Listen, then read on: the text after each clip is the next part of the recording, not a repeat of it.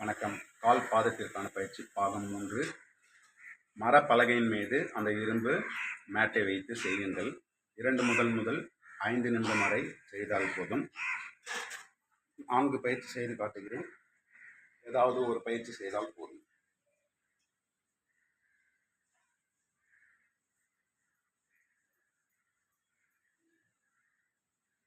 இது ஒரு பயிற்சி. மின்னும் பின்னும் அசைய வேண்டும். அப்போதுதான் உங்களுக்கு நல்ல பலன் கிடைக்கும். இது 2வது பயிற்சி. இது 3வது பயிற்சி.